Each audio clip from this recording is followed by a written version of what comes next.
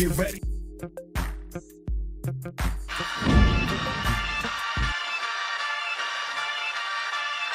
the city of Philly, where the birds take flight, Eagle swag on the rise each and every night. Tone and Markus got the scoop ready to ignite. From the lanes of South Street to the Broad Street lights, dashing like a running back, hitting every play. 9 guys in the zone, never led astray. Talking touchdowns, talking game day. Huddle around the mic, hear what they gotta say. Fly like an eagle soaring in the sky. Tone and Markus always standing by. Bringing the heat, call it do or die. Philly squad, hear the battle cry. Fly like an eagle soaring in the sky. Tone and Markus always standing by. Bringing the heat, call it do or die. Philly squad, hear the battle cry.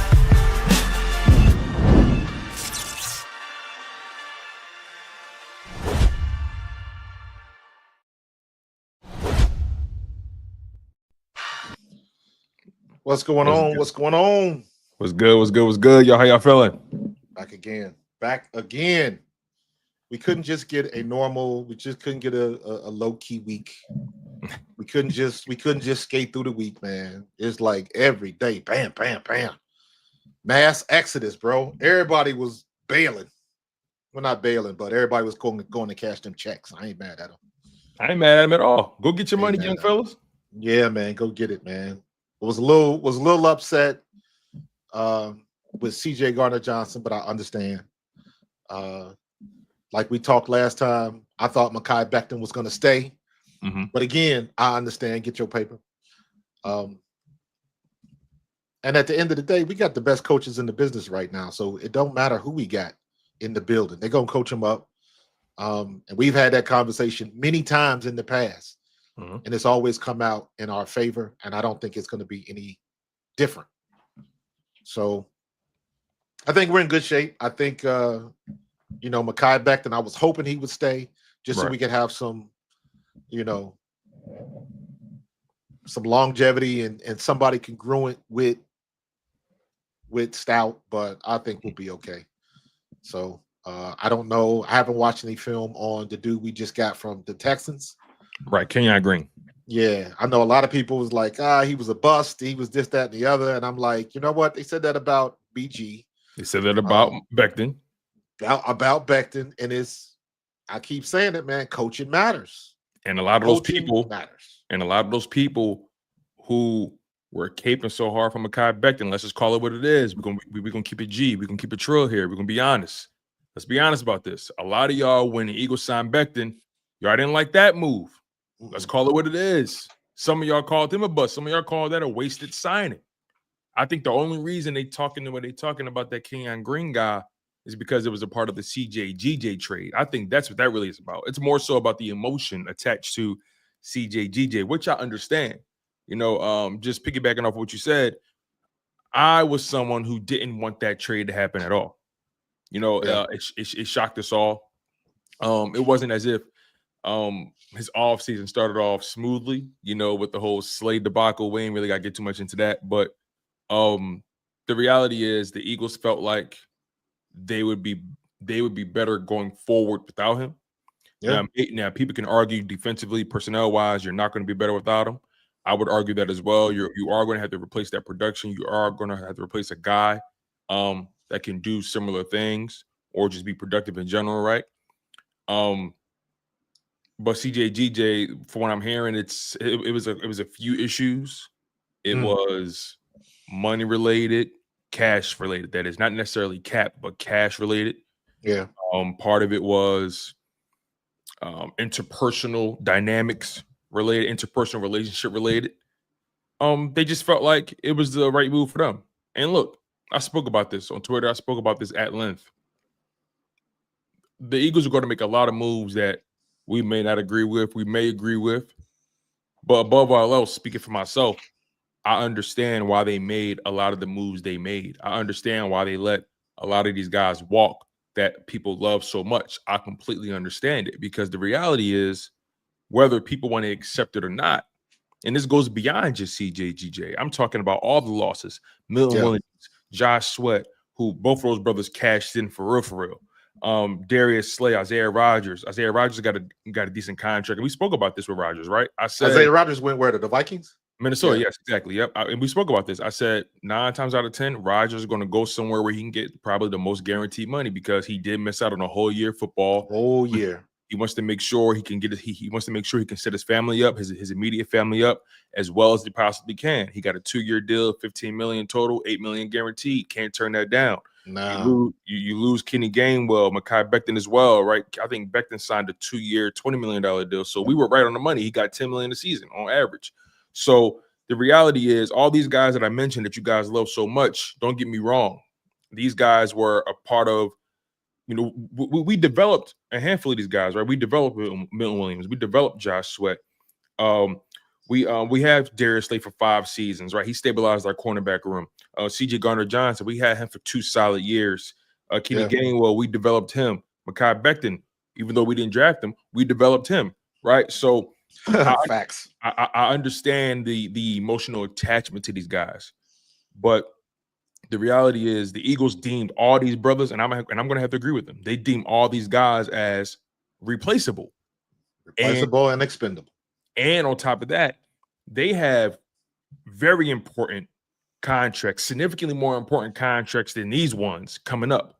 They're going to eventually have to make Jalen Carter the highest paid defensive player, probably on defense, or probably not on defense, but on the Eagles defense. He's going to become the highest paid defensive tackle when he gets paid. He's going to reset the market himself. That's one guy, right? Quinyon Mitchell and Cooper DeJean, when they're due up to get paid, those guys are going to get paid top tier money at their positions.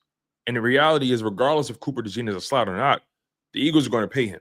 They see him. They see him as a vital part of this defense. Nolan Smith, he's another first-round pick that they drafted during the Jalen Carter draft. They're going to want to pay him as well. They just paid Zack Baun 3 years, $51 million, $34 million guaranteed. 9 times out of 10, they're going to pick up the Jordan Davis 5th-year option to give themselves some flexibility and time to make to give them some time to make a long-term decision on him. Right? Yeah. It looks like the Philadelphia Eagles may want to keep Reed Blankenship long-term as well. You never know. So the reality is, they have a handful. The Cam Jurgens contract. You get what I'm saying? So they have a bunch of core guys that they believe is more crucial to their long-term success than the guys they lost. So again, this is par for the course. When you win, and you win big, and you win the big game, people don't just want your coaches. People don't just want your GM. They want your players. And they're willing to play, and they're willing to pay top dollar. They're willing to overpay, right? And I'm not trying to take nothing away from Milton. I'm not trying to take nothing away from Josh Sweat. Those guys were very integral to the Eagles' success. They were good players, but they got elite contracts.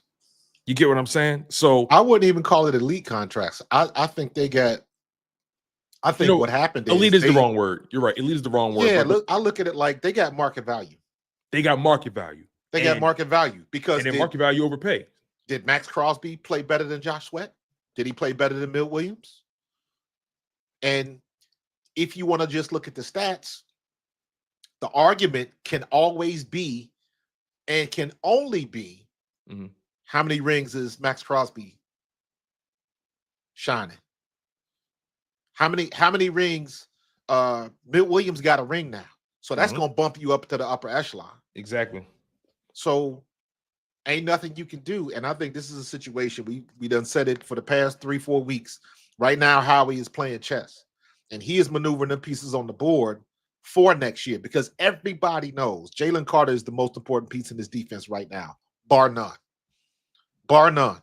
If you look at the Super Bowl, because that is the ultimate test, and you look at what he did and what our defense did to this era's best, it's already written. So you got to be able. He is setting everything up right now for the Jalen Carter contract.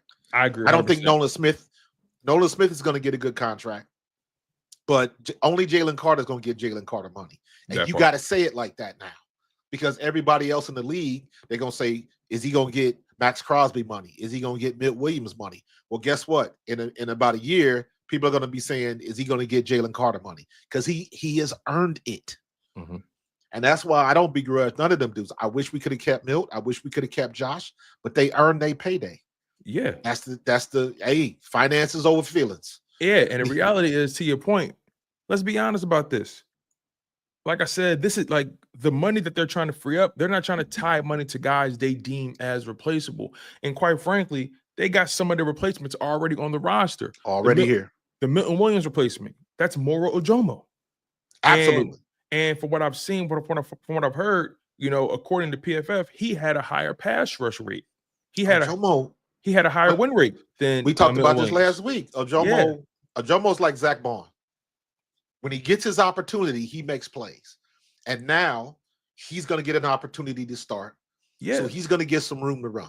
He made plays in that Super Bowl as well. They just weren't the sexy ones. But he had a couple TFLs, I think, in that Super Bowl, which I say it all the time. I put those in the same category, right? But I just want to run off some names to you, right? This is about the future.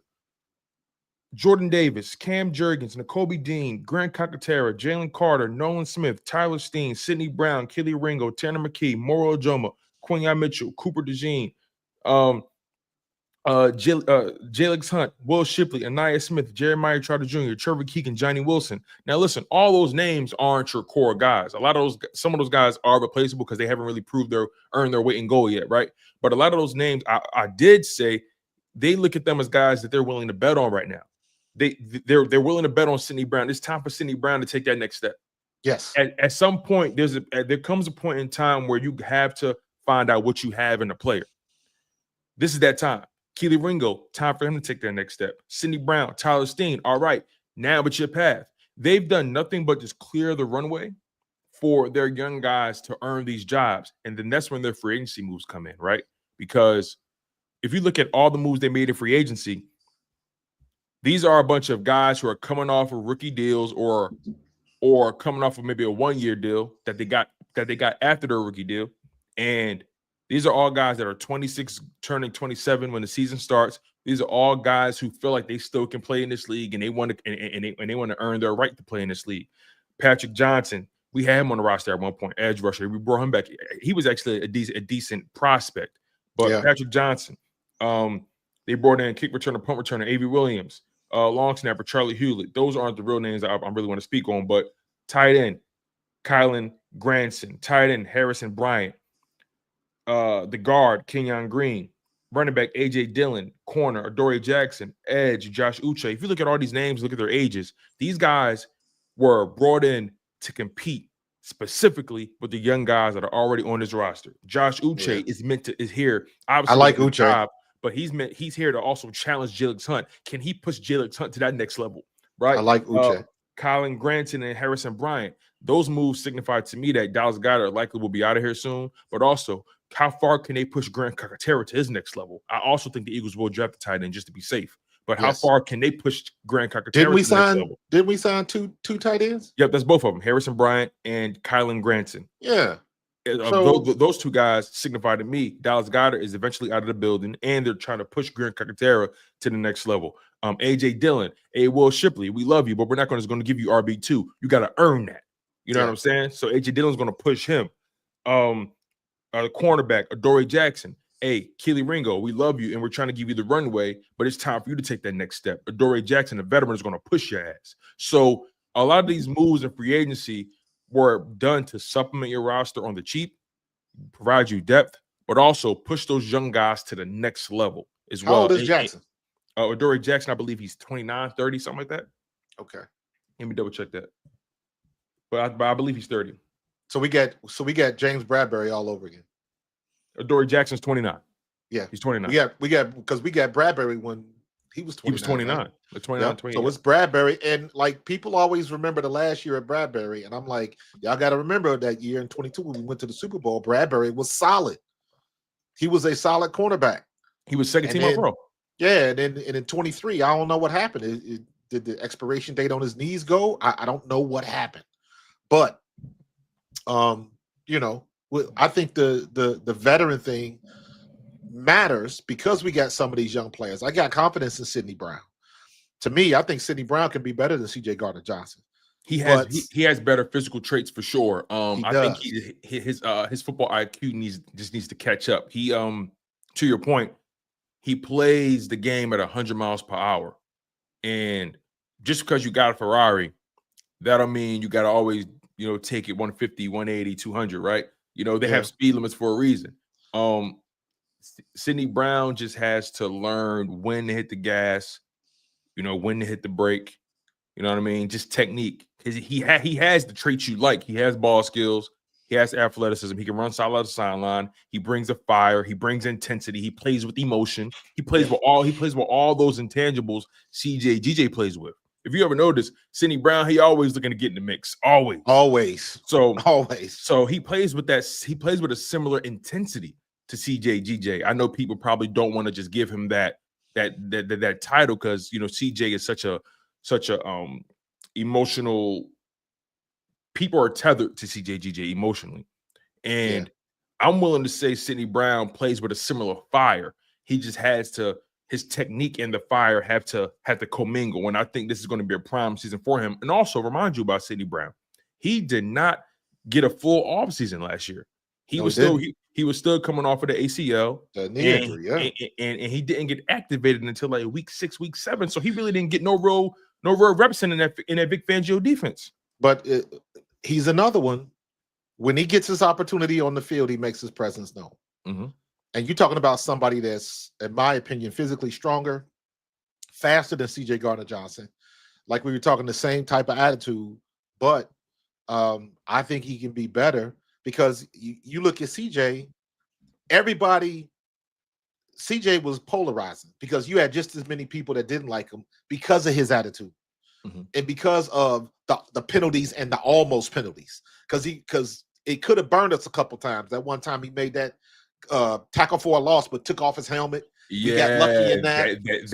That could have burned us. That could have burned us good. So it was a couple of things where he was on the razor's edge. It could have went either or. Because he took that helmet off, by the way. He did take that helmet off. He took it off. It didn't get knocked off. He took it off. And then a couple of games later, he gets popped.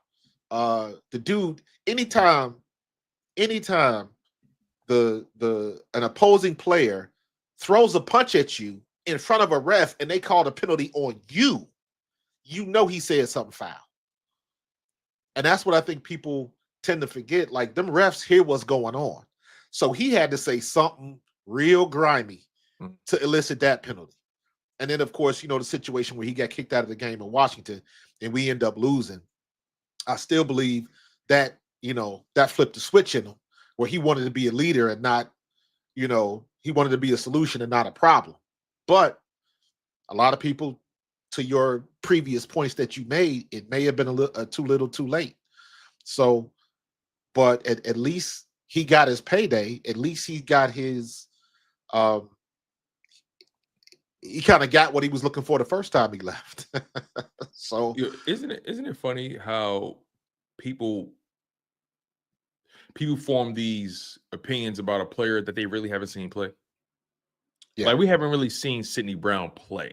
No. The most we've seen him play is maybe 2023 as a rookie, where he had to deal with the show and decide Matt Patricia debacle. I mean, everybody looked bad last year, right? Yeah. Or in 2023.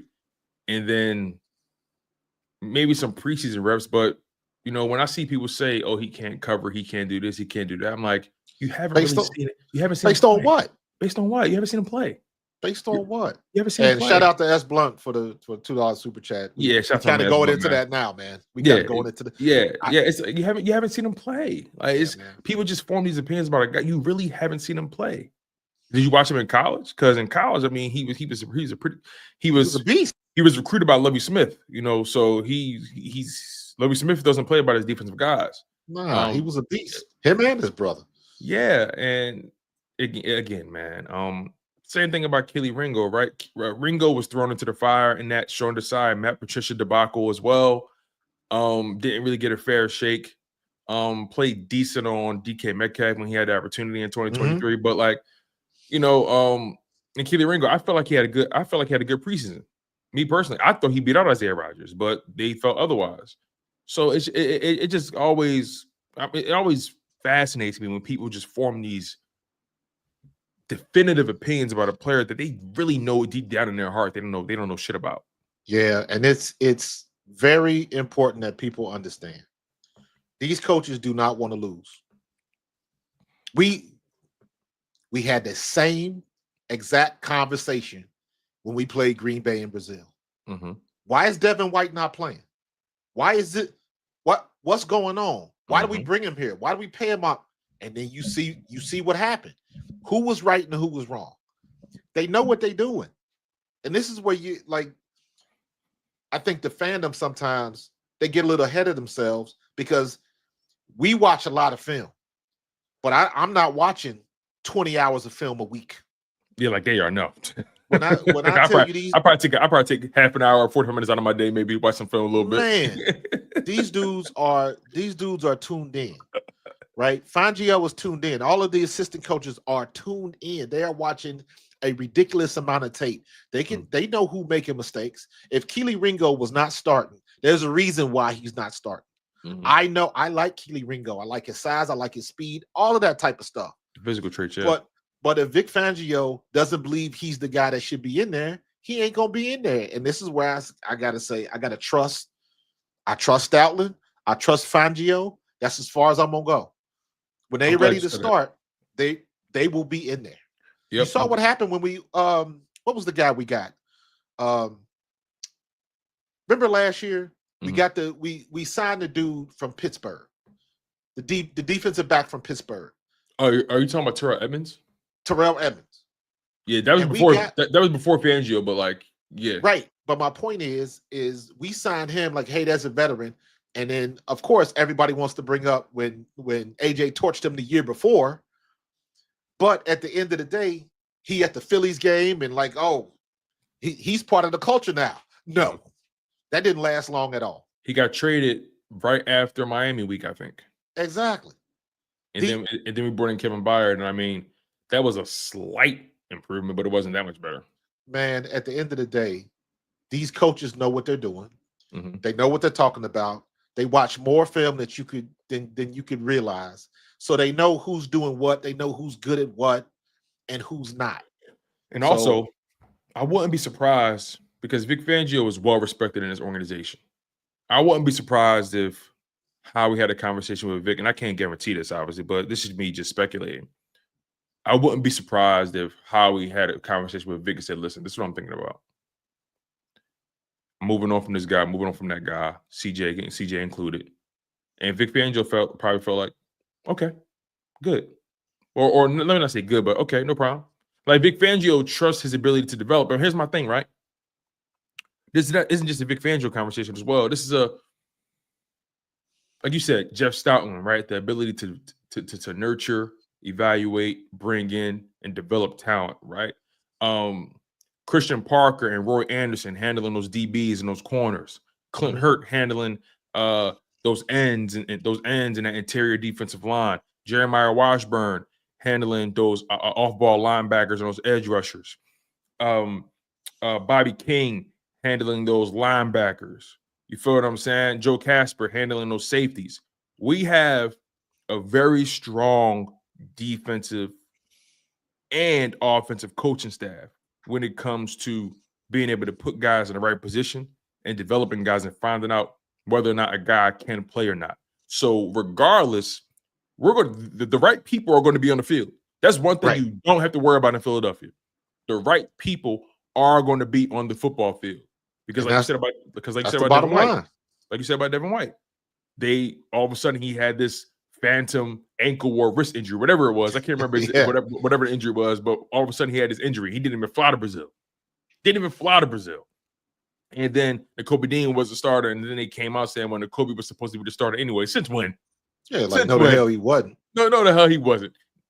Every indication we got in training camp was that Devin White and Zack Baun were going to be those starters. Exactly. And then he goes to Chicago and he's average. Right. So again, overall, the bottom line is regardless of how I feel, how Marcus feels, regardless of how you feel, regardless of your concerns, the right people are going to be on that football field. Because the moment Cooper DeJean got healthy, Avonte Maddox asked him right to that bench. Yes. You ain't got to worry about that. And you're talking about a rookie over veteran. Yeah, and Keely Ringo, again, he got drafted into that Sean Desai, Matt Patricia debacle. In my opinion, that's a wash year for that entire defense. That shit was a mess. And then he gets another year in the Vic Fangio scheme. Keely Ringo, that is. This would be a second year in that Vic Fangio situation. Same DB coaches. Like, this is going to be really important for Keely Ringo's development. I think Keely Ringo takes a big step. He has all the physical traits you want at the position, all of them. Always. And I really believe Keely Ringo is one strong training camp away from taking that next step. And then you insulate him with guys like Quinyon Mitchell, Cooper DeJean, Zack Baun, Reed Blankenship, whoever you have at safety there. Like, you likely will, if everything goes the way I expect it to be, you're probably going to have Sidney Brown and Keely Ringo added to that DB starting 11. But to me, here's the insulation, right? Mm-hmm. You got two prime players that we drafted, but they got the answers to the test now. They're in the same system for the second year. With the same staff. Yes, that makes all the difference in the world. That's why, honestly, I don't understand how anybody can say that Jalen Hurts is not elite. For him to go to 2 Super Bowls in 3 years with different coordinators every time, that is incredible. If it was Tom Brady, if it was Matthew Stafford, if it was anybody else, you'd be saying how great a quarterback they were.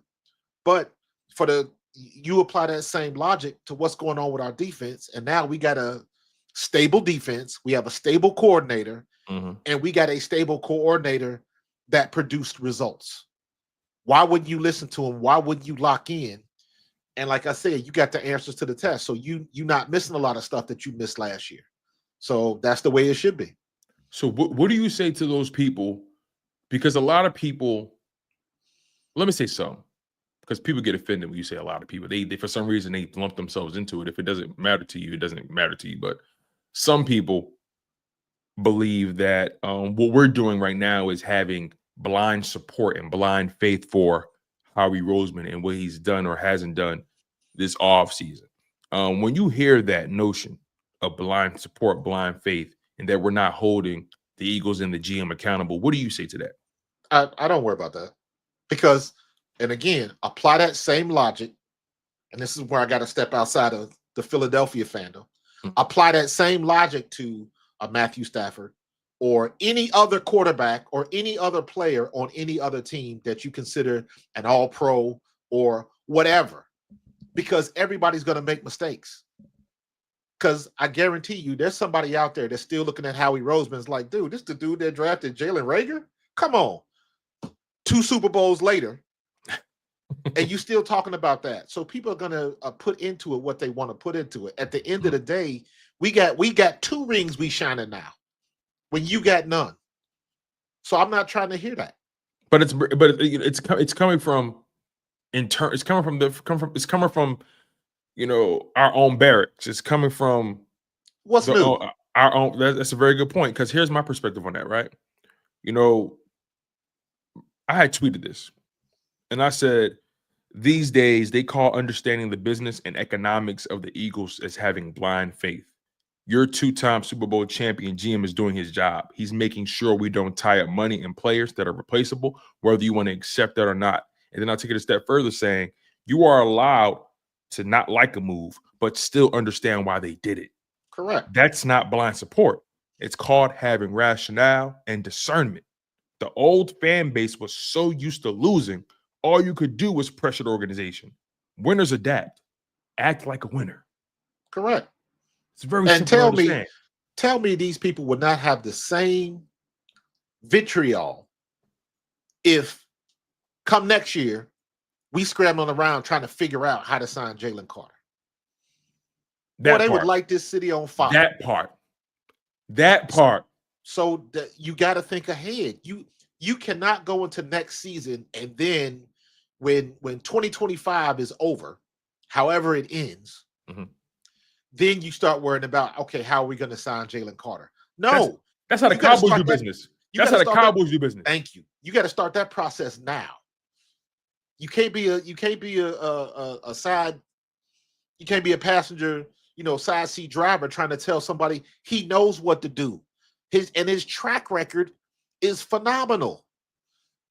If Howie Roseman was playing baseball, that joker would probably be batting like 486 or something like that. He is ridiculous right now. Shut up and leave him alone. Let him do what he does best. It's like I said, that's how the Cowboys do business. They wait too long to pay their superstars. There's no way on God's green earth that Osa or the Zeke, whatever his name is, or the D tackle that they resigned. Yes. There's no way he should have got his money before Micah.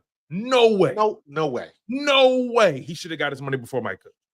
No. And now they have internal struggles. He on the beef with DeMarcus Lawrence. They going back and forth, and it's like distractions that have been created within. That's exactly what you don't want. So, and to my man 63 Mortis, all of this stuff goes hand in hand. Coaching, GMs, all of that stuff goes hand in hand. And we got the best in the business, period. All of that talk about Sirianni being a doofus and they didn't like him, because all of that stuff goes out the door, because you're talking about a coach that didn't anybody think had any talent. Mm-hmm. Everybody wanted him fired after the Tampa Bay game last year. And then what does he do? He goes back to the Super Bowl. When all intent and purposes, he should have 2 Super Bowl victories if it wasn't for the defense in 22. Yeah. Stop playing. Yeah. So, but still everybody wanna they got to dig on him. Can you change a player night and day? No, you can't change him night and day. But what you can do is get in the film room and let him know what he's doing right and what he's doing wrong. Every player knows. That's a good question, by the way. Every player knows you are one play away from glory or ruin. And that doesn't necessarily mean injury. I use it like that, talking about injury most of the time. But also, just like we were talking about Avonte Maddox and Cooper DeJean. Avonte Maddox is a veteran. And you got a rookie coming in taking your spot. And when he took his spot, he balled out. What is he going to say? Nothing. The proof is on the film. The big eye in the sky don't lie. So the only thing he can do is take it. And hopefully he played well enough to be able to get a job somewhere else. That's the bane of being a professional athlete. Every year you play, whether you have a contract or not, somebody is coming in for your spot. Somebody's coming in for your job. And you can lose it at a moment's notice. And we are in a situation where the players that we have brought in, whether you like them or not, whether they were rookies or not, whether they were veterans or whatever, for the most part, everybody that Howie Roseman has brought in here has paid dividends. Yeah. And when you drafted these guys, let's be honest, when we drafted a lot of these guys like Keely Ringo or Sidney Brown, we were excited to have these prospects on the team. Now it's time for them to get their turn, and now people scared all of a sudden. Absolutely. Thank you for the super chats, both of them. Yeah, thank you, Mortis. I appreciate you, brother. Appreciate that. We were all excited about these young prospects. We all knew these guys were raw coming in, and we knew they needed, some time to simmer. You feel what I'm saying? And absolutely. Now it's time for them to get their opportunities, and people are scared of that.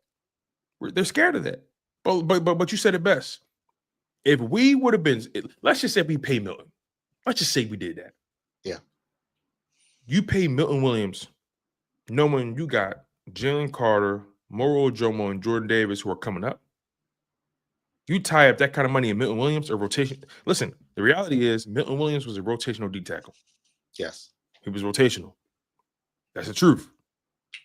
That's not me taking nothing away from him. He was a rotational D tackle. He was really good. He was really, really, really, really, really good at his job. But Eagles are not paying that price tag for a rotational D tackle.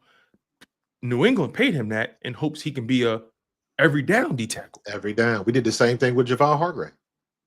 You know what I mean? So imagine, like you said, next season comes or next offseason comes, and now we're trying to figure out how we're going to pay Jalen Carter. I don't want it to be a question how we pay him. Exactly. The biggest question I want is how much? Not if we can do it. How much? Nobody can argue with is Jalen Carter is a generational player. Jalen Carter is our version of Aaron Donald. He's not leaving his team, by the way. He will never leave his team. No. They will do whatever. They will move heaven and earth to make sure he gets his money. We've been looking for somebody where we can say he's in the same vein as a Reggie White. He's in the same vein as a Jerome Brown. Generation. Now we got it. They are not letting him leave the city. So guess what? You got to start preparing for that now, which is why our GM has 20 picks over the next 2 years. You think we're going to use all 20 of them picks? Hell no. Hell no. We're going to create space. We're going to create capital. And we're going to trade these picks up. And watch. I guarantee you he's going to trade some of the picks away and going to end up with a couple number 1 picks. And he going to do what he does best. We're not keeping 26 picks or whatever it is that we got. You're only supposed to have, what, 6? 7 in the draft, typically? Yeah. 1 for each round? So, because once again, people not thinking long term, there's no way we're going to make all of those picks because we couldn't pay all of those picks. Yeah, and also another thing, too, that I forgot about. This is how he low-key, he shows his hand, and people overlook it sometimes. Before the playoffs started, who did he sign? I don't know if you remember this, but who did he sign before the playoffs started? Before the playoffs started? I don't know. Safety Lewis Cine from Georgia. Oh, yeah.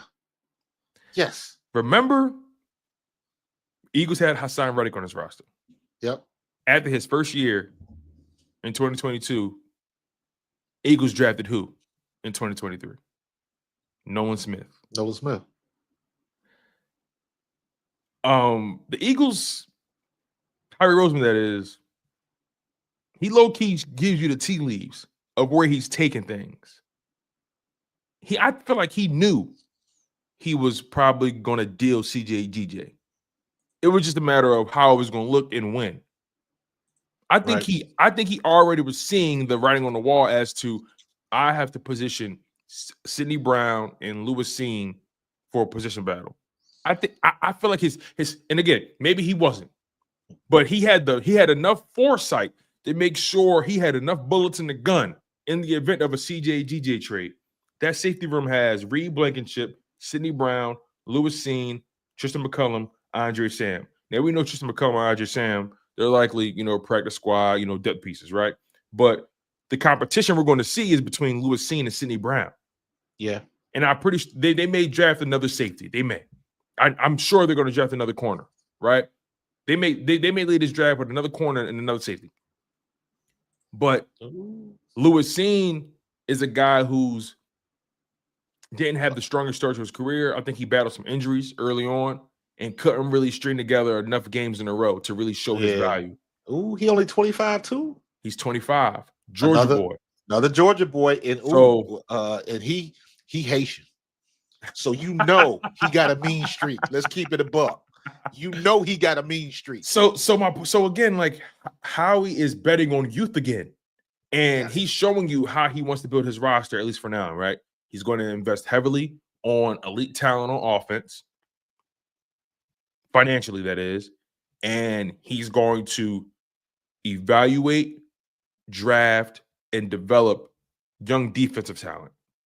And he's going to continue that cycle and pay you on defense if you're considered elite or a core part of his defense. In my humble opinion, and tell me if you disagree, I believe the core members of this defense that he feels like he can't replace as easily so far are Jalen Carter, Quinyon Mitchell, Cooper DeJean, and I would have to throw Nolan Smith in there. The reason I didn't include Zack Baun is because he's already paid and he's a veteran. So I didn't include Zack Baun. But the reason they paid Zack Baun instead of Josh Sweat or Milton Williams or Slay or Isaiah Rodgers is because they looked at Zack Baun as the one position that they couldn't replace as quickly or easily. The one position that they felt like gave them the most value, the most return for their money. So that's why Zack Baun got paid over those guys. You know what else I'll put in there? And because of when he came in, because of his draft status and all of that type of stuff, people overlook him. But I don't, because I understand what he brings back there, and that's Reed Blankenship. Oh, Reed Blankenship, yes. He was undrafted. You remember, Reed Blankenship played as an undrafted rookie and played well. Reed Blankenship is mind over matter. Reed Blankenship is a smart player. Reed Blankenship is the quarterback back there in that secondary. He knows where everybody is supposed to be. He's one of those dudes. He ain't the fastest. He ain't the strongest. He ain't the biggest. All he does is he is where he's always supposed to be. And when you got a quarterback back there that can direct traffic and know he's a heady player, smart player, that he can direct traffic. And there's a lot to be said for that, especially when you are there. He's the guy.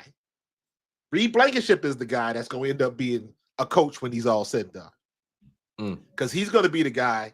If you got Quinyon and Coop and whoever else is going to be when Keely Ringo gets his opportunity, he's going to be back there directing traffic. I saw that when he was a rookie. I was like, how is this dude? How is he the one that's getting the picks? Yeah, he's always in the right spot. He knows where he's supposed to be. He's right. He may not be the fastest. He's a Luke Kuechly type of player. Interesting. That's high praise. Yes, and I'm saying that from the standpoint of Kuechly. Like Kuechly was a beast, but nobody gave enough credit for Kuechly being that mental warrior that he was. He knew everything that was going on. Every Luke Kuechly, Ray Lewis, Ed Reed, all of them type of players that were so smart, but they never got the credit for being smart. They were just physical players, and Luke Kuechly used to be able to call out the plays before the offense did. He knew everything that was going on, and that's how I see Blankenship. Yeah, Reed is an interesting player because you're right. He doesn't really have the most jaw-dropping athletic traits, but he's very physical. He tackles very well. He's always in the right place. Hardly do you ever see him get beat, really, because he's in the right place. He understands angles. He understands leverage. He knows how to get in his run fits. I feel like the Philadelphia Eagles maintain the integrity of their football IQ through this free agency. Even though, again, they lost some talented guys, but I feel like the integrity of their football IQ is still intact. Zack Baun, Cooper DeJean, Reed Blankenship, Quinyon Mitchell, Jalen Carter, who doesn't get enough credit for his football IQ. A lot of people just talk about Jalen Carter's talent, but his football IQ is phenomenal, right? Yeah. So overall, I think the Eagles defensively, although they lost some players that a lot of people like, I do think they still have prime opportunity to keep this defense cost controlled while still getting a lot of production out of them. And again, we haven't even gotten through the draft yet. No, that's the other part about it. The draft is, and I think, and again, I'm guessing just like everybody else, but I would like to believe that Howie Roseman is very instrumental in bringing in Vic Fangio, bringing in Jeff Stoutland. Let me know what you guys are looking for. Who in the draft fits those, checks those boxes. Those are the guys that will go. Ian Blackwell Sr. says, I love how Vic holds every player accountable. That's why our defense is so good. Not just the young guys, but veterans as well. That is huge in the locker room. Absolutely. Thank you for the content. Thank you for the super chat, bro. Yes. Like I keep saying it, Vic Fangio and Jeff Stoutland are on the same level in my book right now. They are both getting the most out of the players they have. And that is why I don't feel as bad as I thought I would when Mekhi left. Because I think we didn't hear much about Tyler Steen when he got his opportunity to play. And when it comes to offensive linemen, if you're not hearing their name called, that's a good thing. Because the only time you talk about linemen is if they give up a sack or they get called for holding. So when you don't hear about anything the offensive linemen doing, that just means they're doing their job, man. Tone, I think you got a new member, bro. No, I think that was actually you. Is it me? I think that's you because it's got the little link. Okay. Symbol. Shout out to Jerry Potter, man. Jerry, thank you so much for becoming a member of the Chalk It Up Sports Familia, my friend. I really do appreciate you, my guy. Thank you so much. Can't do it without you, my guy. Can't do it without you. I love what you said about the whole Mekhi Becton thing and the Tyler Steen thing because Tyler Steen was slated to be that starter until he got hurt. He got hurt. He got hurt in training camp. Then they said, "Hey, well, let's try Mekhi there. See what happens." Mekhi moves over to guard. He plays well, and then they just see the physical. Jim Leonard. they see the physical. They see the physical specimen he is at the position, and they were like, "Wow, we can get a lot out of that." Yeah. But again, Tyler Steen, this Eagles running back room, these guys have gotten a lot. Tyler Steen was a starting guard. He was a starting left guard in the NFC Championship game. Yeah. You know what I'm saying? Like the Eagles, he was one of those guys that sprung Saquon Barkley for that one-hitter quitter, that 60-plus yard touchdown. You feel what I'm saying? And also, again, You have depth on that interior. You got a young guy in Trevor Keegan out of Michigan who's definitely looking to take his game to the next level, right? He was a really good prospect the Eagles were able to find in the later rounds of the draft. I like Trevor Keegan a lot. You traded for the guy Quinyon Green. I know for a fact Jeff Stott was going to bring the most out of all these guys. And look, coaching matters, situations matter. You know what I mean? Yes. Quinyon Green got drafted by the Houston Texans.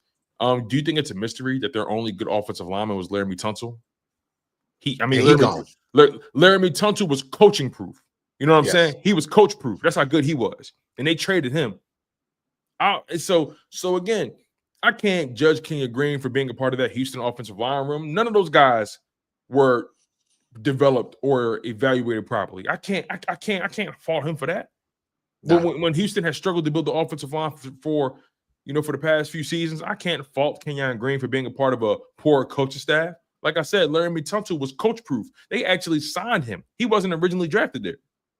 So, I'm willing to give Quinyon Green a shot. Maybe he could be a rotational guard here. But I think the pecking order is definitely going to be Tyler Steen, Trevor Keegan, and then Quinyon Green. But again, we'll see how the position battles go. We'll see. And he's going to get cross-trained. You know how that's going to go. Absolutely. So again, man, I trust Jeff Stoutland. I trust his coach staff. I trust everything about this team right now. I really do. We know how the bread is buttered, man. We know how it is. Ray Bailey says Blankenship is Jim Leonard 2.0. That's hilarious. Let me see. I believe Cooper DeJean will be a top 10 defender. I agree. Top 5 DB under Vic at some point. His tools are too crazy for Vic not to pull the all-pro potential out of him. I don't think he has to pull anything. I think Cooper DeJean showed you what he was about. He's somebody that listens. He's somebody, he's got all the talent in the world. He can jump out the gym. And when you're dealing with somebody like Vic Fangio, everybody has bought into Vic Fangio. There's nothing that can make you buy into a system faster than winning a Super Bowl. Everybody's buying into Vic Fangio. Can you imagine what we could have done with Fletcher Cox and Linval Joseph and Ndamukong Suh if Vic Fangio had been here? Oh my God. So you have that buy-in. You got that buy-in from veterans, again, because we got the ring. So nobody can say anything else. We got the ring. We got the history. Philadelphia is known as a defensive city because of the Gang Green defense and, back in the Reggie White days. And now we got the new one with Jalen Carter. And again, everybody is buying into what Vic Fangio was putting out. And everybody has been paying dividends. Everybody's talking that smack on Bryce Huff. When Bryce Huff was healthy, he started playing better when they started using him like he should have been used. They did, in my opinion, they did Bryce Huff the same way they did Hassan Reddick. They was trying to drop him into pass coverage, and he was telling you, that's not what I do. And as soon as they let him do what he does, we ended up with what? How many sacks did he get that year? 16 or whatever, something goofy amount of sacks. It was something crazy. Let him put his hand in the dirt. Bryce Huff was the same thing. Then he gets hurt with the wrist injury, and he's back to square one again.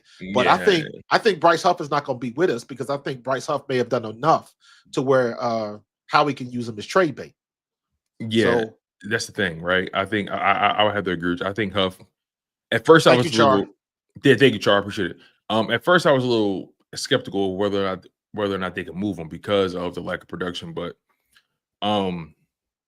they're going. If they don't, I got a feeling they're going to try to find a way to move him. But I don't think they're as hard pressed to do so because his contract this year is already guaranteed. Yeah. You can't do anything about it. So he's gonna make the money one way or another. So right. So even if they keep him, I think we're still in good shape. Right, because he's depth, he's rotational. I think after a full season of seeing him, you say to yourself, okay, I know how to use this guy if you're Vic Fangio. But then also, when BG got hurt, Jalen Hunt stepped up in such a way that it was hard to take him off the football field. And Jalen Hunt did, he looked really, really good throughout the playoff run. So I gotta ask you, man. What's your thoughts on the Dallas Goedert situation? We didn't really put layers back on that. What's your thoughts on that? Do you think it's a mistake to trade him this off season? Would you prefer to keep him for another season and then figure it out from there? What's your thoughts on that? Dallas Goedert is a weird one because I have the bias because that to me Dallas Goedert is sentimental because he's done so much for the Eagles. However, he's also been hurt the last 3 seasons. 3.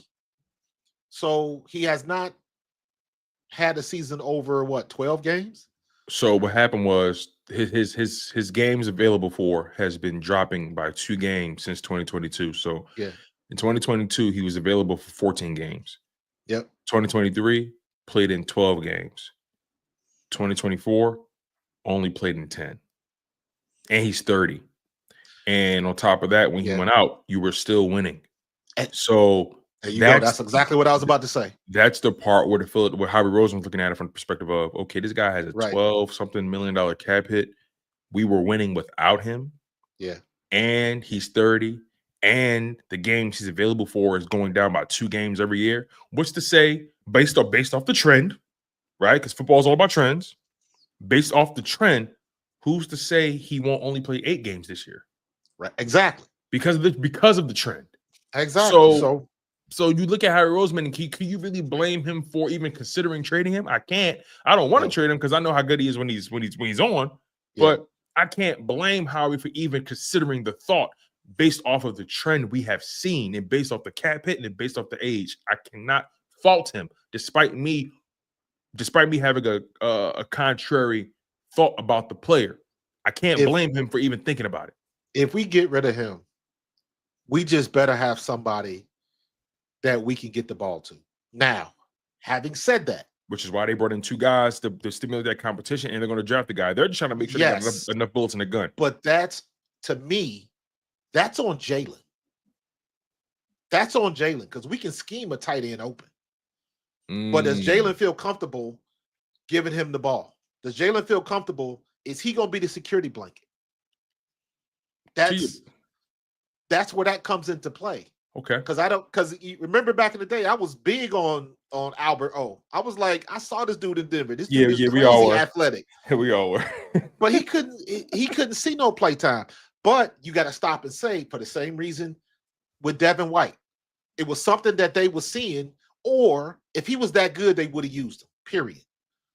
So whoever they get, or if Dallas Goedert wants to, dump down that contract or something else, maybe we can keep him, but it's going to have to be for less money, and he's going to be another person that could probably get more money somewhere else. So maybe I would like to try to keep him, but it has to be at a lower price because of his injury history. And I just don't. I don't think he has leverage in the situation. I really don't. He doesn't. If he would have played 12 plus games for the last 3 seasons, it would be a totally different conversation. But he hasn't. Yeah. If he would have he's missed some significant time. Yeah, and like stretches. Yes. We're not talking about he missed week 2, then he missed week 7, then he missed we ain't week talking 10. about a game. We're talking stretches, months. Key stretches actually. Yes, he missed what 6 games when he broke his arm. And then that was 2 years. Was that 2 years ago? It was 14, 12, and 10. 14 games. He missed 3 games in 2022. He missed 6 games. He missed 3 games in 2022. Missed 5 games in 2023. Yeah. He missed 7 games last year. Yeah. A crucial stretch of the season. He wasn't right until the final week of the season where they put him in to play the Giants. Yeah. And to your point, we still got it done without him. Still got it done. And also, I'm not saying Grant Calcaterra is a world beater. I'm not saying that, but you saw Jalen Hurts' trust growing in Grant Calcaterra as the weeks went on. You saw that. Yes. And Grant Calcaterra made some pretty. He didn't have a lot of reps. He didn't have a lot of targets, but he had some pretty crucial catches. Yeah. That extended drives, converted on key third downs. You know what I mean? Like he had some pretty crucial catches. His most crucial catch came when the Eagles' offense was kind of sputtering a little bit, and Kenny Pickett rolled right. It was like 3rd and 16. Yes. And it was against that Cowboys game. He threw a prayer ball. Let's call it what it is. He threw a prayer to Grant Calcaterra. Grant Calcaterra stretched for that ball, one hand, tipped it in, and from there the offense didn't look back. So Grant Calcaterra has had these key moments throughout the season to kind of spark the offense, believe it or not. So yeah, when you got Grant Calcaterra on this roster, you bring in Harrison Bryant, you bring in the other tight end, Kylan Granson, and on top of that, on your roster right now, you still have EJ Jenkins. You got this guy named Nick Muse as well, right? The Philadelphia Eagles literally they're trying to make sure they have enough bullets in the chamber, and they're going to draft the tight end as well. They're going to draft the tight end, so they're going to host a wide open tight end battle. The best man is going to win. We'll see what happens, man. He's 30 years old, so he's about to be 31. Yeah. How big is he? He's 6. Okay, so Goddard is 6'5". He's specimen. Yeah, big guy. So we need, in my opinion, that is one of the reasons why we made him so great. That made him so great, because he's 6'5". He can move, but we can find somebody faster. But they got to be shifty. Mm-hmm. They got to be able to get open. Grant's faster than him. He's not as big as him, and not as powerful as him. Yeah, because Goddard was slow. Release the wagon. He was he was like a how do you say Goddard was like a lawnmower. You gotta and then eventually he goes, you know what I mean? But he runs with such power, it looks faster than what it is. But he would catch that rock in the key spots, man. Yeah, he would catch that rock. I like Goddard, man. I'm a Goddard guy. I want him here. I want him here too, man. I want him here. Real quick, shout out to Dana Scott. I think Dana Scott might be my first member. Yes, shout out to Dana Scott. I appreciate you, Dana. Yeah, I'm on my way for sure. Can you pull up that comment by Yas22H regarding the starting caliber guys? It says none of the guys Tone is talking about are starting caliber. See that? No, I don't. Okay. Is that a super chat?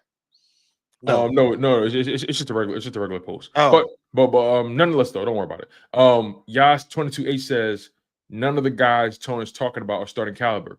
It doesn't matter. That's what you got to understand. It doesn't matter. It doesn't matter. It's not about whether I think they're starting caliber or not. Yeah, he didn't. I just found this one. He said the guys we brought in are Temu level. Nah, I disagree. Yeah, it really doesn't matter. You want to know why? Because the Eagles proved on more than one occasion, actually, right, that they can win games without Dallas Goedert. They've proven that, and most notably, they proved it this past season. Yes. He was going for a 7-game stretch, and the Eagles won how many games in that stretch? What, they won 6-1, something like that. So when you put that in perspective, plus the money, plus the age, plus the injury history, the Eagles are going to find a way to offer a player like that and build and rebuild that tight end room, right? Yeah. You know, when we got the Dallas Goedert, were we completely sold on him because we had Zach Ertz? You know, we were Zach Ertz people. Were we completely sold on Dallas Goedert? He was a new guy. We weren't completely sold, but we were like excited about the prospect because of the intangible, the physical tangibles and things of that nature, right? We felt like we found a guy. So I fully expect the Eagles to draft the tight end maybe in the first 3 rounds of this draft, and he's gonna be out the door.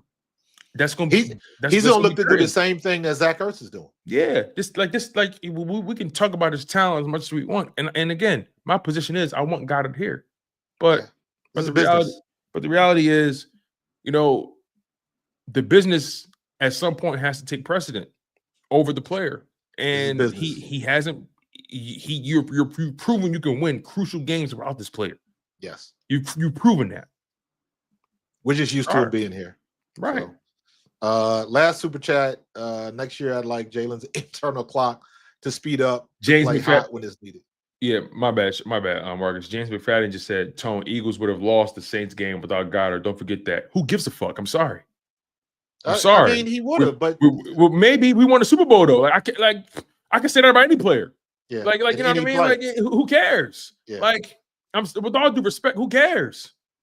You're gonna have plays like that during the year that would have changed the outlook one way or the other. So there's there's 20 other plays I could say that would have the same effect. So that's the way it goes. Yeah, I mean, see, that's what you call a sentimental post. That's a correct. That's a fandom post, and that's, I ain't mad at it. But I ain't mad at it either. And again, look past that. And I think people are. I want him here. Yeah, I want him here. Dog, I said again, Marcus. We want him here. Absolutely. But listen, when I think about the logic surrounding the Eagles' decision to want to trade him, I can't get mad at it. Facts over feelings. Facts I can't get mad at it. Yes, everybody wants Jalen's internal clock to speed up, but seeing as though this quarterback just took us to the Super Bowl and balled out in the Super Bowl, once again, I'm gonna put hands off and let him do work the way he's been doing work. Period. You might not like it, but it yields results. So guess what? You cook. You're not going into your grandmama's cooking in her kitchen and telling her how to cook, are you? You ain't telling her how to make that macaroni and cheese, and you ain't telling grandma how to do that. You just eat it and enjoy it. So everybody gets into that. I don't even want to get into that rant about Jalen Hurts. Jalen Hurts is elite because he got a Super Bowl ring and a Super Bowl MVP, and everybody else that's elite doesn't. Well, not everybody else, but most of the other quarterbacks that are so-called elite. So, that's a moot point at this point. But we getting ready for the draft. I think Howie's going to do it again. Howie's in control. He's on the chessboard. He's making the right moves. He's got the queen in position, and he knows how to protect his players, man. So I think we're in good shape. And we're going to see we're not done with the moves. There's going to be a couple other things that slip out before the draft hits. But a week before the draft, it's going to get hot and heavy again. So I'm looking forward to it, man. Plenty of content. Yeah. And right. And again, to give Dallas Goedert more credit, he led the team in receptions in the postseason, led the team in receiving yards. He led the team in explosive plays in the air. He led the team in yak, right? Like, don't get me wrong, Dallas Goedert is a talented brother. I want him on this roster. He's a phenomenal talent. But I can't get mad at the Eagles' logic. Once again, in closing, I can't get mad at their logic for looking at it from the perspective of this brother missed 7 games. He's 30 years old. He's missing more games every single season. We won without him. I can't get mad at their logic. I can't. I can't. And the catch hit. And all it takes is one catch from a tight end that'll erase that whole narrative. One play. Right. So, you just got to be patient, man. And I know it's a sentimental thing because he's been here for a while and he has produced. So the most important thing is whoever he is replaced with has to produce. Bottom line. Yeah. So, but we've been rocking and rolling for about an hour and 5 minutes, bro. Yeah. Yeah, man. Great show, man. Make sure you guys smash that like button. Make sure you guys are engaged, and make sure you guys are subscribed to both channels. Subscribe to Pro Fan Talk. Please make sure you guys are subscribed to my man Coach Marcus at Pro Fan Talk. Make sure you guys also subscribe to me as well. Chalk It Up Sports via the Chalk It Up Network. So all you gotta do is search Chalk It Up Network, search Chalk It Up Sports. You're gonna see all the content right there. So make sure you guys lock in and smash that like button. You guys, we appreciate the love and the support. It's always fun. We got a lot of mo. Check me out tonight. I will be doing a live watch for the NCAA women's basketball tournament. I love it. On their selection Sunday. So it's about to get real for me because then I'll go from the NCAA women's tournament right into the WNBA, man. So looking forward to it tonight, man. Let's get it started. I love it. And also shout out to Adoree for winning Defensive Player of the Year for the Unrivaled League. How's she gonna win Defensive Player of the Year but not be on first team? I don't understand that logic. Hey, listen, we just watched Josh Allen win MVP as a second-team All-Pro. Facts. Facts over feelings. Facts over feelings, man. All right, we're gonna get up out of here. We appreciate everybody. We're gonna continue to do this until the draft and into the next season starts. So we appreciate you. We appreciate the love, the super chats, all the new members. Love having you on our squad. And we're gonna keep doing this thing. And you already know how we do it, man. Go Birds. Go Birds.